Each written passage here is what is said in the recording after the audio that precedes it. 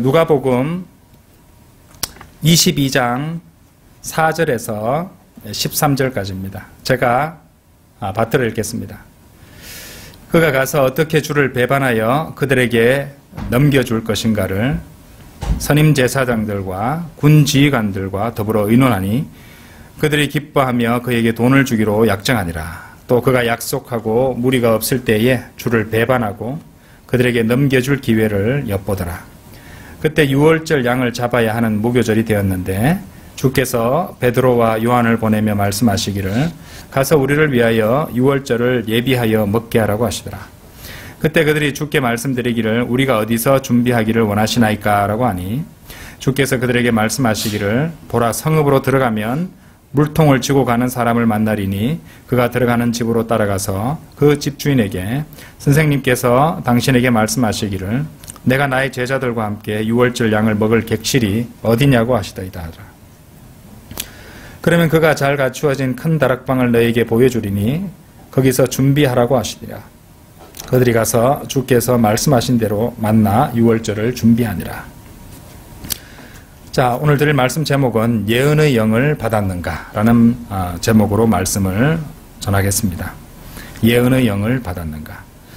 5절부터 자세히 보시겠습니다. 여기 보시면은 그에게 돈을 주기로 약정하니라 라는 말씀이 나오죠. 유다 이스카리옷이 이 선임 제사장들과 그리스도를 은 30개를 받고 넘겨주기로, 팔아 넘기기로 약속을 했다는 것이죠. 마태복음 26장 15절에도 말하기를 내가 그를 당신들에게 넘겨주리니 나에게 무엇을 주겠나이까 라고 하니 그들이 은 30개로 그와 약정하더라. 이런 말씀이 나온다는 것입니다. 자, 이 은 30개는요, 로마 페니는 아니었을 것이라고 러크만 목사님은 설명하고 계십니다. 로마 데나리온이라 하지 않고 페니라고 한 이유는 영어 킹제임스 성경에 페니라고 나옵니다. 데나리온이라고 나오지 않습니다. 페니라고 나옵니다. 그것은 제가 누가복음 20장 24절 설명하면서 여러 가지 말로 자세히 설명을 드렸으니까 잘 처음 보시는 분은 그 부분을 찾아서 보시면 되겠습니다. 자세한 설명은 여기서 생략하도록 하겠습니다. 그래서 러크만 목사님은 여기서 은 30개는 성소의 세켈이었을 것이라 이렇게 주석하고 계시는데요. 출애굽기 30장 13절에 보시면은 거기 성소의 세켈이라는 그런 표현이 나옵니다. 그러니까 이제 유다는 주님을 팔아 넘길 때, 배신해서 팔아 넘길 때 노예 한 명, 남종이나 여종에 해당하는 그 몸값을 받고 넘겨줬다는 것인데요. 출애굽기 21장 32절에는 이런 말씀이 나와요. 만일 소가 남종이나 여종을 받으면 그는 그들의 주인에게 은 30세켈을 줄 것이요 그 소는 돌로 칠지니라 이렇게 되어 있다는 것이죠. 자, 레위기 27장 4절에도 이 30세켈이 나오는데요. 만일 여자면 너의 정한값은 30세켈이 될 것이니라. 그래서 어떤 순전한 서원을 한 여자의 그 정한값이 또 30세켈이었던 것입니다. 예수님께서 이제 이렇게 은 30개에 팔리심으로 해서 그들은 자기들끼리 고민하고 계약을 맺어서 그렇게 약조를 하고 있었지만은 결국에는 그것은 하나님께서 예수님께서 태어나시기 이 400년 전에 기록하여 예언하신 그 말씀대로 문자적으로 성취되게 하는 그 역할을 하는 장기판의 말들에 지나지 않았다고 할 수 있습니다. 스가랴서 11장 한번 열어보시죠. 11장 12절 13절 한번 보시면요. 스가랴 11장 12절 13절에 보시면 이런 말씀이 나옵니다. 자, 이 말씀 잘 봅시다. 내가 그들에게 말하기를 너희가 좋게 생각한다면 내 값을 내게 쳐주고 그렇지 아니하거든 그만두라 하였더니 그들이 내 값으로 은 30개를 달았느니라. 주께서 내게 말씀하시기를 그것을 토기장이에게 던지라. 그들이 나를 매긴 좋은 값이라 하시기에 내가 은 30개를 취하여 주의 집에 있는 토기장이에게 던졌더라. 이런 말씀이 나옵니다.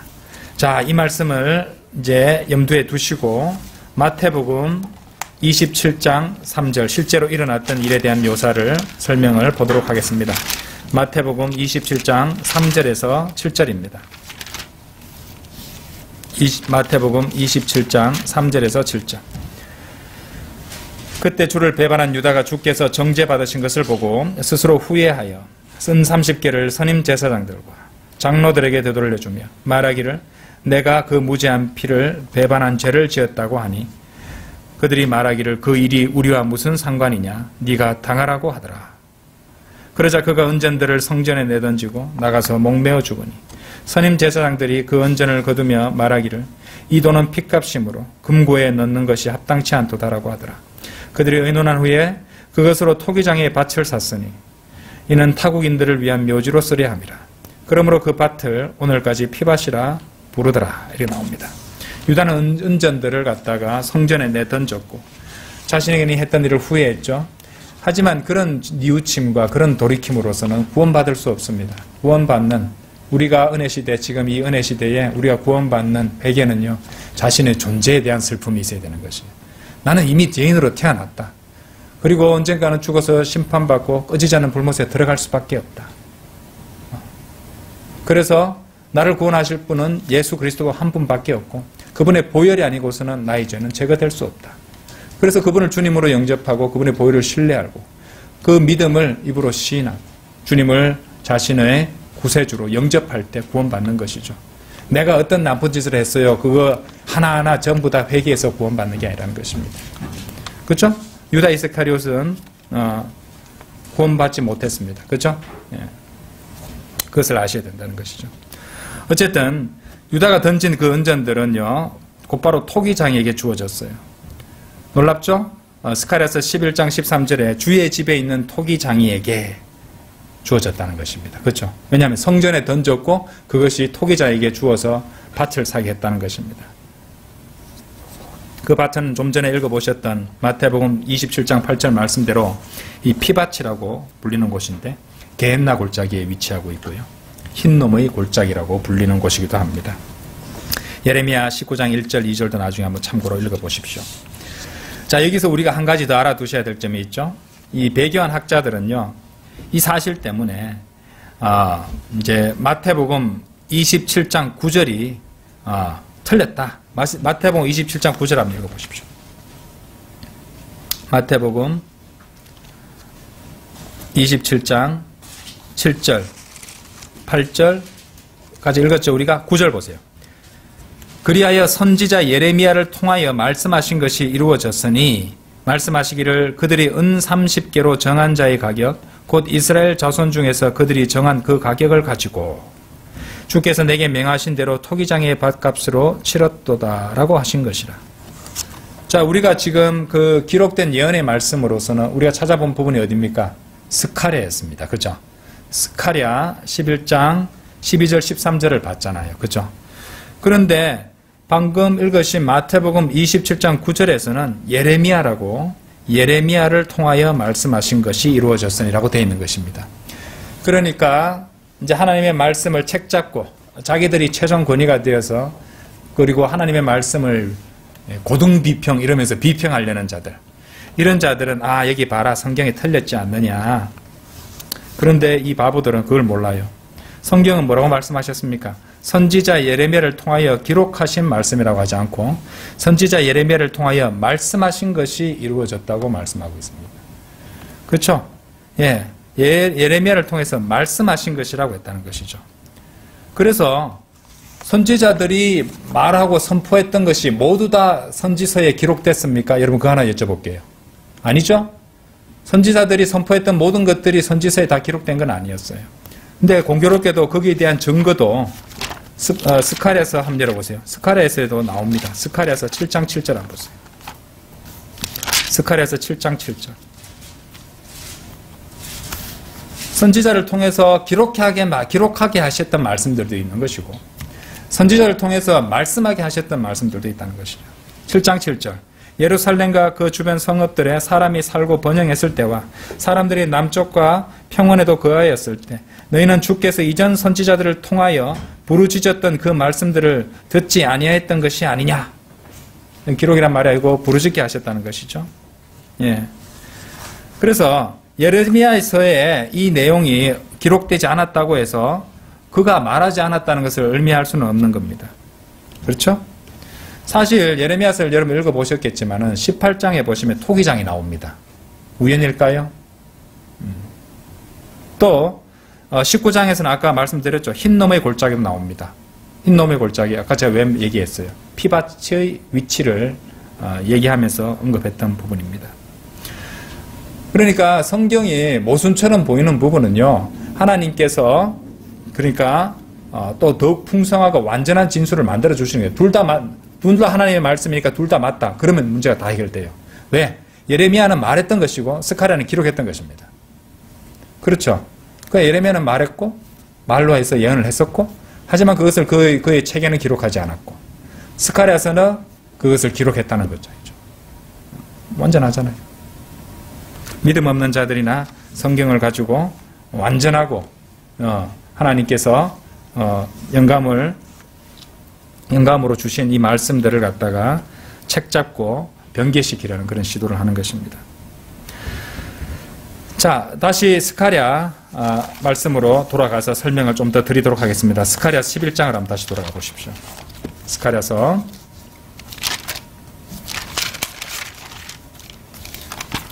11장 13절, 주께서 내게 말씀하시기를 그것을 토기장이에게 던지라. 그들이 나를 매긴 좋은 값이라 하시기에 내가 은 30개를 취하여 주의 집에 있는 토기장이에게 던졌더라. 네, 여기서 눈에 띄는 표현이 하나 있죠. 좋은 값이라고 하셨어요. 왜 하나님께서는 여기서 좋은 값이라고 하셨을까요? 남종, 여종의 값인데, 그렇죠? 서원을 한 여자의 값인데, 그리스도를 배신하여 넘겨주는 그 값을 좋은 값이라고 주님께서는 말씀하십니다. 은 30개가 나를 위한 상당히 좋은 값이다. 이렇게 주님께서 말씀하시는 것이죠. 주님께서 다시 한번 냉소적으로, 여러분들 여기서 냉소적으로 말씀하고 계신다는 그런 거 느낄 수 있겠습니까? 나를 매긴 좋은 값이다. 아이고 많이도 쳐줬네, 뭐 이런 거 있잖아요. 이런 냉소적으로 하셨던 그런 말씀 앞에서 우리 공부한 적이 있었습니다. 누가복음 18장 25절에 낙타가 바늘기로 들어가는 것이 부자가 하나님의 나라에 들어가는 것보다 더 쉬우니라 하셨던 말씀 있잖아요. 아주 냉소적으로 하셨던 말씀이죠. 예. 여기도 좋은 값이라 했던 것이 정말 좋아서 그렇게 말씀하신 것이 아니라 비꼬고 계시는 것입니다.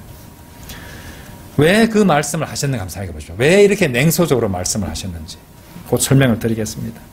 이 은 30개는요, 이제 러크만 목사님 주석서에 따르면은 한때 미국의 돈 17달러 정도의 가치가 되는 돈이었다고 합니다. 이제 물론 인플레이션을 고려하면 지금보다는 그것보다는 훨씬 더 가치가 나갈 것인데 한번 생각해 보세요. 왜 주님께서 참 좋은 값이다 이렇게 기록을 하셨을까? 그 돈이 가치가 얼마나 된들 그것이 그 사람의 혼을 잃어버릴 그만한 대가가 됩니까? 주님을 팔아버리고 영원히 잃어버린 바 되는 그런 저주를 받을 그런 가치가 되냐 이 말입니다. 그것이 우리 돈으로 200만 원이 좀 넘는 1700달러라 할지라도 그 돈 받고 지옥에 갈 사람이 있겠습니까? 200만 원 줄 테니 지옥 갈래? 그 200만 원 받는 대가로 지옥 갈 사람이 있겠습니까? 몰라요. 요즘은 돈밖에 모르니까 200만 원 준다면 지옥 간다 해도 200만 원 준다면 또 널큰 받는 사람도 있겠죠. 지옥이 어디 있어 이러면서 말입니다. 근데 유다는요 그렇게 했습니다. 그런데 유다는요 스가랴서 당시에 유다가 살고 있었을 때 스가랴서 11장 13절 말씀을 읽을 수 있었을까요? 없었을까요? 읽을 수 있었습니다. 자신의 운명이 그렇게 되리라는 것을 미리 읽을 수 있었어요. 성경에서. 그럼에도 불구하고 그렇게 예수님을 그 돈 받고 팔아서 영원히 정죄받게 됐다는 것이죠. 오늘날 죄인들에게 한번 적용해 봅시다. 오늘 이 설교를 듣고 있는 분들 가운데서 구원받지 못한 죄인이 있습니까? 만일 구원받지 못한 사람들이 결국 지옥에 떨어진다면요. 그들은 그리스도를 자신들이 거부했을 때 그들에게 어떤 일이 일어날 것인지를 분명하고 확실하게 말씀해 주시는 그 성경이 자기들 곁에 있음에도 불구하고 그렇게 지옥에 갔다는 사실을 기억해야 합니다. 그것도 부족해가지고 시간 나는 대로 가서 거리 설교도 하잖아요. 복음 전도지도 나누잖아요. 경멸하면서 무시하고 안 받고 지나가고 받아서 찢어버리고 또 째려보고 지나가고 비웃고 지나가고 지옥 간다고 그래도 그렇게 말하고 지나갑니다. 그들을 생각해서 그들의 혼을 그들이 구원받지 않은 혼들이잖아요.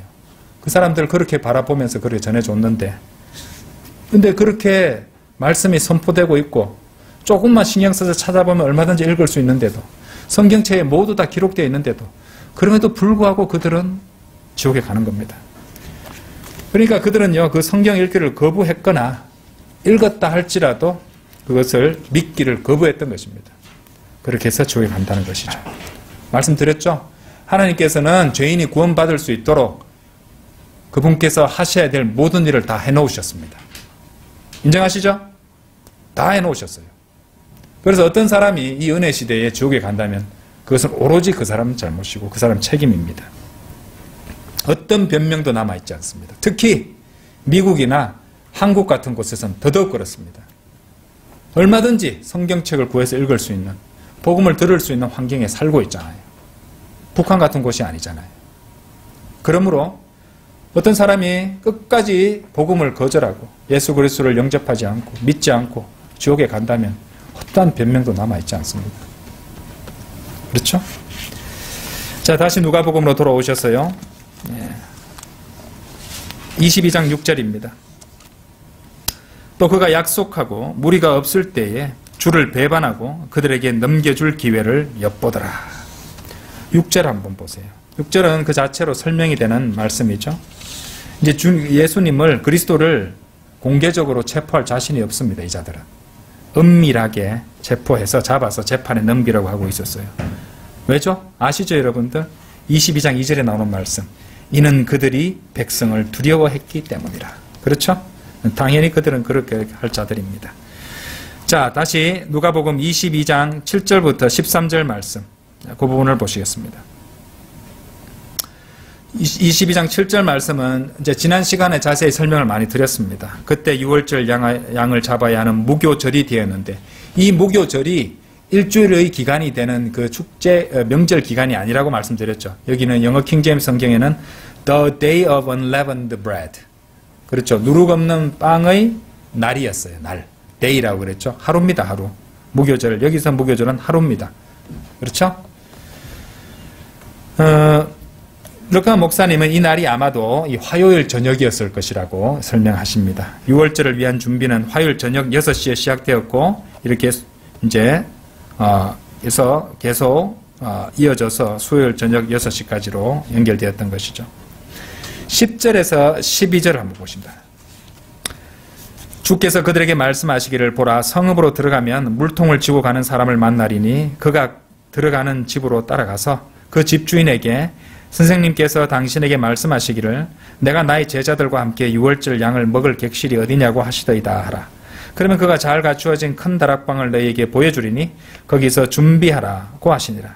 그들이 가서 주께서 말씀하신 대로 만나 6월절을 준비하더라. 여러분, 이 말씀 읽으시면서 그냥 아무 생각 없이 읽으셨나요? 놀랍지 않습니까? 예? 이 말씀은요, 주님께서 예언하신 것이에요. 곧장 일어날 일들에 대해서 예언하신 것이에요. 예언은, 그리고 주님께서는 예언이 그분께는 얼마나 쉽고 아주 뭐라고 할까요? 아주 일상생활 같은 거, 아주 평범한 일입니까? 그냥 대단한 일도 아닙니다. 6월절 만찬을 드실 장소를 찾는 것 같은 그런 사소한 문제, 작은 일들에까지도 예언하시는 것을 아무 문제 없이 자연스럽게 말씀하셨던 것이죠. 그래서 성경 속에 나오는 그 어느 구약 성도라도, 그렇죠? 그 사람은 모하메드보다 더 확실하고 제대로 된 예언을 했다고 말할 수 있습니다.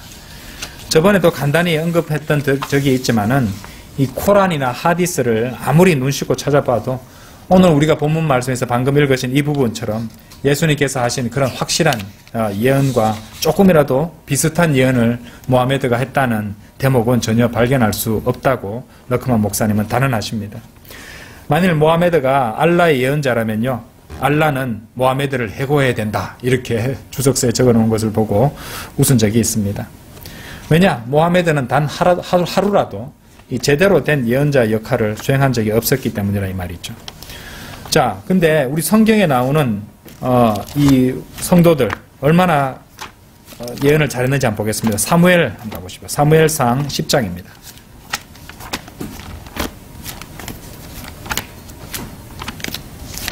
사무엘상 10장 1절에서 좀 읽어볼게요. 사무엘상 10장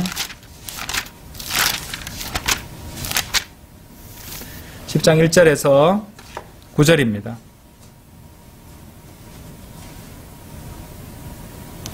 그러자 사무엘이 기름 한 병을 가져다가 그것을 사울의 머리에 붓고 그에게 입맞추며 말하기를 이것은 주께서 그의 유업으로 다스릴 대장으로 너에게 기름 부으셨기 때문이 아니냐. 네가 오늘 내게서 떠나가다가 셀사에 있는 베냐민의 경계 라헬의 묘 곁에서 두 사람을 만날 것이요. 예언들입니다. 지금 보십시오. 그들이 네게 말하리니 네가 찾으러 갔던 그 나귀들은 찾았으니 보라 네 아버지가 나귀들의 염려는 놓았어도 너희로 인하여 슬퍼하여 말하기를 내가 내 아들을 위하여 어찌하리요 하더라 할 것이라 말할 내용까지 예언했습니다. 그리고 나서 네가 거기서부터 앞으로 가서 타볼의 평원에 이르면 거기서 베델로 하나님께 올라오는 세 사람을 만나리니 한 명은 염소 새끼 한 마리를 가지고 가며 또 한 명은 빵 세 덩어리를 가지고 가고 또 한 명은 포도주 한 병을 가지고 가는데 와 일일이 이 사람들 다 이렇게 아르바이트생 고용해가지고 이렇게 했다고요. 그것도 아니죠. 그죠? 예언의 얼마나 그 자세한 예언인지 한번 보십시오. 그들이 내게 문안하고 빵 2덩어리를 주리니 너는 그들의 손에서 받을지니라. 그 위에 네가 필리스타인들의 거점에 있는 하나님의 산에 이르리니 그쪽으로 가서 성읍에 이르면 솔터리와 북과 피리와 하프를 앞세우고 산당에서 내려오는 선지자의 무리를 만나리니 그들이 예언할 것이라. 그때 주의 영이 네게 임하시리니 네가 그들과 더불어 예언하고 다른 사람으로 변하리라. 여기서 뭡니까? 사울도 예언할 것이라고 예언하잖아요. 그죠? 이런 표적이 네게 임하면 너는 기회가 네게 주어지는 대로 행하라. 이는 하나님께서 너와 함께 하심이라. 너는 나보다 앞서 길갈로 내려가라. 보라 내가 네게로 내려가서 번제를 드리고 화목제 희생 제물로 제사를 드리리라. 내가 네게 가서 네가 해야 할 일을 가르쳐 줄 때까지 너는 7일을 기다릴지니라고 하더라. 그가 사무엘에게서 떠나려고 돌아섰을 때 하나님께서 그에게 다른 마음을 주셨으며 그 모든 표적들이 그날로 이루어지니라 라고 되어 있습니다. 사무엘은요, 이 사무엘서 한번 보십시오. 이사야서나 이 다니엘서까지를 갖다가 대선지서라고 하잖아요. 대선지서. 그리고 호세아에서 말라기까지는 소선지서라고 하잖아요. 그러니까 사무엘서는 사무엘상하 이 책은 뭡니까? 그러니까 선지서로도 분류되지 않는데도 불구하고 이렇게 대단한 예언들이 나오고 있다는 것입니다. 모하메드는 아까 말씀드렸듯이 사울도 예언했는데 사울만큼도 예언할 수 없었죠. 예. 여기 보면은 사무엘상 10장 10절 찾지는 않겠습니다. 시간 관계상 한번 들어보십시오. 10장 10절에서 11절인데요. 그들이 그쪽 산에 이르렀을 때 보라 선지자의 무리가 그를 만났는데 하나님의 영이 그에게 임하니 그가 그들 가운데서 예언하더라. 전에 그를 알았던 모든 사람이 그것을 보니 보라 사울이 선지자들 가운데서 예언하는지라. 그때 백성들이 서로 말하기를 키스의 아들에게 임한 이것이 무슨 일이냐. 사울도 선지자들 가운데 있느냐 하니. 그러니까 사울은 이 막이 들린 미친 자였는데도 불구하고 그렇게 할 수 있었던 것입니다. 사무엘상 19장 24절에서 그가 옷까지 벗고 사무엘 앞에서 똑같이 예언하며 그가 온 낮과 밤을 벗은 채로 누워있더라. 그러므로 사람들이 말하기를 사울도 선지자들 가운데 있느냐 하더라. 이런 말씀이 나온다는 것이죠. 자, 예언에 대해서 오늘 제가 그 제목을 예언의 영을 받았는가라고 물었죠. 이 예언에 대해서 우리 모든 그리스도인이 분명히 알아야 될 아주 중요한 진리가 있습니다. 자, 다 같이 요한계시록 19장 한번 열어보십시오.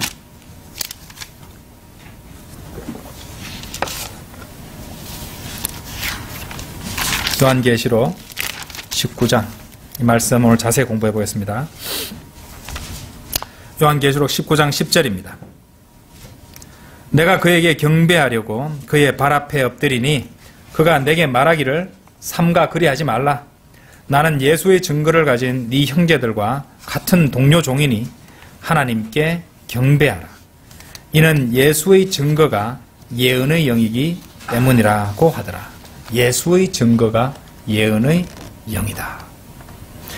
우리가 특히 주목해야 될 부분이 처음에 나오는 이제 하나님께 경배하라는 이 말씀부터 보고 봐야겠습니다. 그리스도인은 하나님께 경배해야 되죠. 그리스도인은 그 어떤 것도 그것이 천사나 또 교리나 교회나 어떤 선한 사역이나 선한 가르침이 되었다 할지라도 그 어떤 것도 하나님보다 더 앞서 두어서는 안 됩니다. 알겠죠? 예. 사역을 지키겠다는 목적으로 성경에 분명히 나와 있는 말씀을 무시할 수 없다는 것입니다. 하나님의 명령을 거부할 수 없다는 것이죠. 왜냐? 어떠한 것이든 하나님 앞에 두는 것은 다 우상이 될 것이기 때문입니다. 그렇죠? 그러므로 우리는 하나님께만 경배해야 되죠. 그리고 우리가 경배하는 하나님이 어떤 분이십니까? 하나님은 모든 신들에게 이렇게 요구하시는 분이세요. 이사야서 41장 23절에서 이후에 있을 일들을 보여주어 우리로 너희가 신들인 것을 알게 하라. 정령 선을 행하거나 악을 행하라. 우리가 놀라며 그것을 함께 보리라. 보라. 너희는 아무것도 아니며 너희의 일은 헛것이라. 너희를 택한 자는 가증함이라. 이렇게 말씀하신 분이십니다. 그렇습니다. 우리가 섬기는 분은 천하 만물을 지으시고 모든 것을 미리 내다보시는 분이시죠. 그리고 그 모든 것들을 온전히 주관하시는 하나님이십니다. 누가복음 22장 64절 한번 열어보세요. 나중에 보실 부분이지만 이 부분과 관련되어서 제가 한번 살펴보겠습니다. 누가복음 22장 64절이에요. 이제 누가복음도 이제 거의 막바지에 이르고 있죠. 64절에 보시면은 주의 눈을 가리고 얼굴을 치며 주께 물어 말하기를 예언하라. 너를 때리는 자가 누구냐? 하고. 자, 육신을 입고 오신 참 하나님께 이런 질문을 하고 있습니다. 하나님께서 이사야서 41장 23절에서는 이후에 있을 일들을 보여주어 우리로 너희가 신들인 것을 알게 하라. 이제 예언해서 우리가 너희가 신들인 것을 알게 하라. 이렇게 하나님께서는 당당하게 이사야서 41장 23절에서 도전하셨는데 누가복음 22장 64절에서는 로마 병정들이 예수님의 눈을 가리고 그분을 치며 얼굴을 치면서 조롱하고 괴롭히고 있고 또 예수님이 모세와 같은 선지자라면 누가 자신을 쳤는지 예언하라고 요구하고 있는 대목입니다. 아까 제가 들려드렸던 이사야서 41장 23절과 묘하게 대조를 이루고 있지 않습니까? 니네들이 신이라면 진짜 참 신이라면 예언해봐라. 근데 니네들은 못한다. 너희들은 헛것이다. 니네들을 믿는 자들은 가증하다. 이렇게 말씀하셨던 것입니다. 그런데 그 하나님께 육신을 입고 오신 하나님께 누가복음 22장 64절에서는 예수님을 치면서 네가 선지자라면 누가 자신을 쳤는지 예언하라고 인간이 요구하고 있는 것입니다. 근데 이 죄인들은요, 잘 보세요. 죄인들은 예언이 뭔지도 몰라요. 일어나기 전에, 어떤 일이 일어나기 전에 그것을 얘기하는 것인데 일어난 일들을 말하게 하면서 그것을 예언이라고 그들은 말하고 있었던 것입니다. 아시겠죠? 죄인들은 예언이 뭔지도 모릅니다. 하지만 주님께서는 그 모든 것을 알고 계시면서도 그들의 요구에 응하지 않으셨죠. 주님께서는 우리를 구원하시기 위해 빌립보서 2장 8절 말씀처럼 자신을 낮추시고 죽음에까지 순종하셨던 것입니다. 그러나 여러분, 요한계시록 19장 10절 말씀, 아까 읽어보셨던 말씀은요, 잃어버린 바 된 죄인들과 달리, 예언이 뭔지도 모르는 자들과 달리 우리 구원받은 죄인들인 그리스도 예수, 우리 그리스도인들이 우리 주 예수 그리스도의 증거를 가지고 있다고 말씀하시고 그것이 곧 예언의 영이라고 말씀하십니다. 이 말씀과 연결되는 말씀이 있어요. 요한계시록 19장 10절 말씀과 연결되는 말씀이 같은 저자가 쓴 책에 나옵니다. 요한복음 16장 열어보세요. 요한복음 16장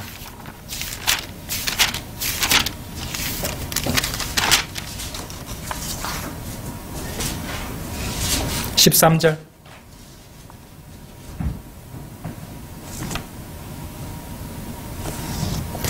그러나 진리의 영이신 그분이 오시면 성령님이시죠? 너희를 모든 진리로 인도하시리라.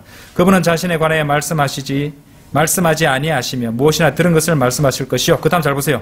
또 너희에게 뭐라고요? 다가올 일들을 알려주시리라. 성령을 받으면 성령을 소유하게 구원받고 성령님께서 내주하시는 성령의 전이 되면 성령님께서 우리에게 다가올 일들을 알려주시니까 우리가 그 영을 받은 것이고 예언을 할 수 있게 된다는 것입니다. 그래서 진리의 영 성령께서 우리에게 다가올 일들을 알려주시기 때문에 요한복음과 요한계시록을 기록한 같은 저자인 요한은 그죠? 요한계시록 19장 10절에서 예수의 증거가 예언의 영이라고 기록했던 것입니다. 자, 그렇기 때문에 우리는 이 말씀으로서 굉장히 이 말씀을 잣대로 해서 우리가 이제 참된 그러니까 그리스도인인지 아닌지를 판별할 수 있는 어떤 시금석으로 삼을 수 있다는 것이죠. 어떤 사람이 그리스도인이냐 아니냐는 그 사람이 예언의 영을 지녔느냐 안 지녔느냐 이것으로 판단하고 판별할 수 있다는 것입니다. 그렇다고 해서 제 말을 오해하지는 마십시오. 저는 지금 구원받은 그리스도인이 자신의 삶을 시간 단위로 내다볼 수 있다거나 우리나라의 향후 대통령들이 누가 될 것인지를 알고 있다거나 어떤 기업의 장래 영업 실적을 미리 제시할 수 있다거나 며칠 후에 날씨가 정확하게 어떻게 될 것이니까 이런 것들 뭐 일기예보도 보지 않고 말할 수 있다거나 그런 것을 말씀드리는 것이 아닙니다. 그것은 그리스도의 영, 진리의 영, 그리고 예언의 영을 지닌 예수의 증거를 지닌 그리스도인들이 자신이 죽으면 어디로 갈고 구원받지 못한 죄인들이 죽으면 어디로 갈 것이며 향후 10년에서 20년 이내에 이 지구상에서 어떤 일이 일어날 것인지를 안다는 점에서 예언의 영을 소유하고 있다는 것을 의미한다는 것입니다. 여러분 아시겠어요? 예. 어디 도박사 예언의 영을 가졌으니까 너 그럼 도박사들이 제일 좋아하겠네, 그죠? 세상 사람 죄인들이 생각한다면 다음에 뭐가 나올지 다 알면 거기다 돈을 다 걸면 되니까 그런 얘기 아니죠. 아까 말씀드렸듯이 자신이 그 구원받은 그리스도인이 죽으면 어디 갈 것인지, 구원받지 못한 죄인들이 죽으면 어디에 가는 것인지, 그리고 장차 이 땅에 어떤 일이 일어날 것인지를 알 수 있는 것이 바로 예언의 영이고 예수의 증거라는 것입니다. 따라서 아무리 선행과 선한 의도와 동기 그리고 모범적인 생활을 하는 신자라 할지라도 종교인이라 할지라도 그 사람이 믿음으로 말미암아 은혜로 구원받지 못하여 그 사람에게 성령이 없고 그리스도의 증거가 없다면, 그러니까 예언의 영이 없다면 그 사람이 여전히 지옥에 갈 수밖에 없는 죄인이라는 것입니다. 그렇죠? 이웃쳤던 유다 이스카리ot처럼. 그러므로 만일 자신을 기독교 신자라고 고백하는 분을 만난다면 그 사람의 구원받은 것을 확인하기 위한 질문으로 3가지 질문을 사용할 수 있겠습니다. 성경적이죠? 첫 번째, 오늘 당신이 죽으면 어디에 가실지 확실히 알고 있습니까? 여러분 오늘 죽으시면 어디에 여러분의 혼이 어디에서 영혼을 보내실지 확실히 아십니까? 두 번째 질문, 당신은 구원받지 못한 죄인이 어디로 가는지 아십니까? 세 번째 질문, 장차 이 땅에 어떤 일들이 일어날지를 알고 계십니까? 이 3가지 질문만 물어보면 되는 것이에요. 성령님이 내주하는 예수의 증거인 예언의 영을 소유한 사람은 이 3가지 질문에 분명히 대답할 수 있습니다. 이 설교를 들으시는 분들 가운데 구원받은 성도라면요, 그래서 예수의 증거, 곧 예언의 영을 가진 그리스도인이라면 그 모든 것들을 분명히 대답할 수 있어야 합니다. 구원받지 못한 신자들, 특히 로마 가톨릭 교도들은요, 이 질문에 대한 정답을 결코 제대로 제시하지 못할 것입니다. 여러분께 묻습니다. 여러분은 예언의 영을 받아 소유하고 계십니까? 예언의 영을 받아 소유하고 계신다면 어떻게 해야 될까요? 예언의 영을 받은 증거가 되는 그 질문줄, 그걸 판별하는 두 번째 질문이 뭐였습니까?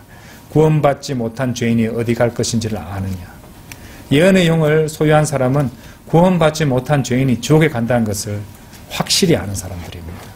자신이 죽으면 하늘나라 갈 것이라는 것을 확실히 아는 것만큼이나 구원받지 못한 죄인이 지옥에 간다는 것을 확실히 아는 사람들이에요. 그럼 예언의 영을 소유한 사람이 복음을 전하지 않겠습니까? 그렇죠? 그리고 이 땅에 장차 어떤 일이 일어날지 안다면 지금 어떻게 살아가겠습니까? 주님 다시 오실 그 날을 기다리며 영혼을 준비하면서 살지 않겠습니까? 그렇죠? 자, 그렇기 때문에 자신이 구원받은 죄인으로서 장차 어디 갈 것인지 또 어떤 몸을 입게 될 것인지 안다면 이 세상에 아무리 살아가기 힘들고 몸이 괴롭고 또 힘이 없고 여러 가지 어려운 일이 생길더라도 전혀 낙심할 수 없습니다, 여러분. 낙심은 전혀 어울리지 않습니다. 오히려 복된 소망 가운데서 주님의 일에 헌신할 일입니다. 그래서 죄인들이 죽어서 가는 곳인 지옥과 또 심판을 선포하고 복음을 전해서 한 사람이라도 더 주님께로 인도하고자 분주하게 노력하고 있을 것입니다. 주님께서 우리를 데려가 주실 그날이 이미 성큼 다가왔음을 감지하시죠? 더욱더 영혼을 위한 준비에 우리는 헌신하고 집중해야겠습니다. 그날까지 말이죠. 다시 묻습니다. 여러분은 예언의 영을 받으셨습니까? 다 같이 기도드리겠습니다.